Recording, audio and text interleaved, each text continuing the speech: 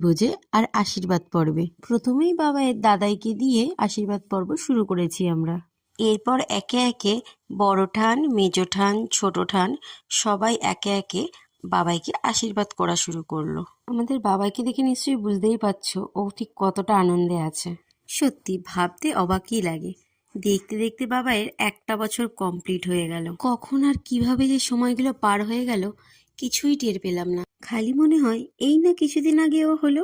সেই ছোট্ট ছোট্ট হাতগুলি এখন চুল টানা শিখেছে, সেই ছোট্ট ছোট্ট পাগুলো এখন হাঁটা শিখেছে। আর সব থেকে বড় কথা, ওই ছোট্ট মুখ থেকে যখন মা ডাকটা শুনি সেটা এক আলাদাই অনুভূতি। তুই হলি আমাদের ভগবানের দেওয়া শ্রেষ্ঠ উপহার। এদিকে বাবাইয়ের বাবাও আশীর্বাদ করে নিল।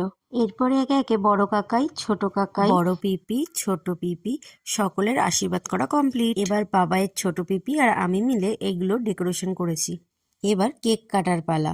বাবাই আর বাবাইয়ের কাকাই মিলে কেক কাটলো।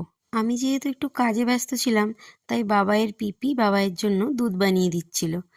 বাবাইয়ের প্রথম জন্মদিন, একটু ফটো না তুললে হয়, তাই পুচকে বাচ্চাদের নিয়ে একটা ফটো তুলে নিয়েছি।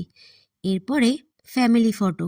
যার বার্থডে তার ফটো না তুললে কি করে হয় বলো, তাই বাবাইয়েরও একটা ফটো তুলে নিয়েছি। আজকের ভিডিওটা এইটুকুই, দেখা হচ্ছে নেক্সট ভিডিওতে। ভালো থেকো, সুস্থ থেকো, টাটা।